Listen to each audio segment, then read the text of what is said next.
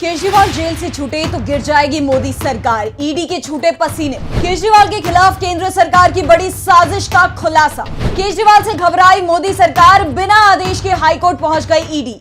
दिल्ली के सीएम अरविंद केजरीवाल को Rouse Avenue court से जमानत मिल गई है। जैसे ही ये खबर सामने आई, वैसे ही देश की राजनीति में हंगामा मच गया। मोदी सरकार परेशान हो गई, बड़े संकट की आहट सुनाई देने लगी। ऐसे में सरकार को बचाने के लिए ईडी ही आगे आई और वो निचली अदालत के आदेश के खिलाफ हाईकोर्ट पहुंच गई।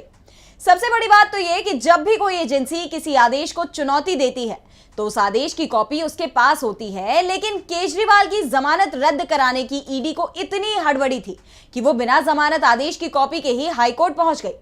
ऐसे में ये सवाल उठ रहे हैं कि आखिर ईडी इतनी डरी हुई क्यों दिख रही है? केजरीवाल को आखिर किसके इशारों पर जेल में रखने की साजिश हो रही है? साजिश इसलिए कि अभी तक केजरीवाल के खिलाफ कोई ठोस सबूत ईडी पेश नहीं कर पाई है।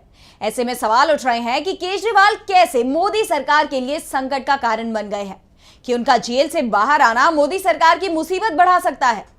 दरअसल बीजेपी की पूरी कोशिश है कि केजरीवाल किसी भी कीमत पर कम से कम 26 जून तक जेल से बाहर नहीं निकल पाए, और इसी के चलते ईडी ने भी केजरीवाल को जेल में ही रोकने के लिए अपनी पूरी ताकत लगा दी है।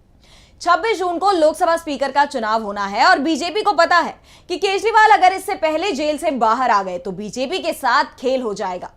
लोकसभा स्पीकर पद के साथ ही नरेंद्र मोदी का पीएम पद भी उनके हाथ से फिसल जाएगा।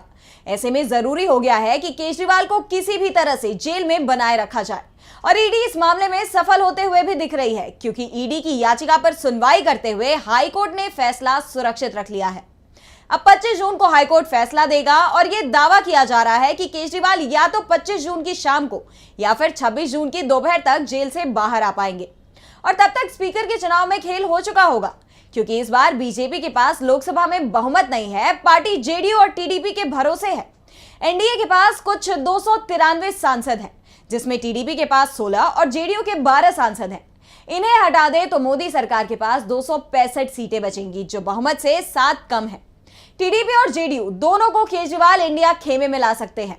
बीजेपी को इस बात का एहसास है। दरअसल जब इंडिया गठबंधन आकार ले रहा था तो नीतीश कुमार ने सबसे पहले जिन नेताओं से मुलाकात की थी, उसमें दिल्ली के सीएम अरविंद केजरीवाल और उस समय आंध्र प्रदेश में विपक्ष के नेता चंद्रबाबू नायडू का नाम प्रमुख था।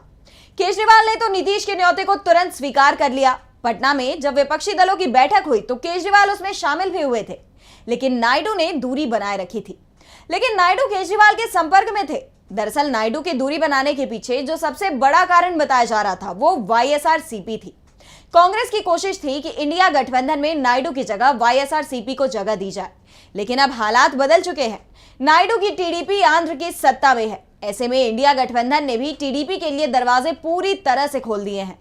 दावा किया जा रहा है कि अगर केजरीवाल स्पीकर चुनाव से 48 घंटे पहले भी जेल से बाहर आ जाते हैं तो बीजेपी के साथ खेल हो जाता, और इसी डर से केजरीवाल के खिलाफ केंद्र की जांच एजेंसियों ने जरूरत से ज्यादा तेजी दिखाई है, और इसमें उसे कामयाबी भी मिल गई है।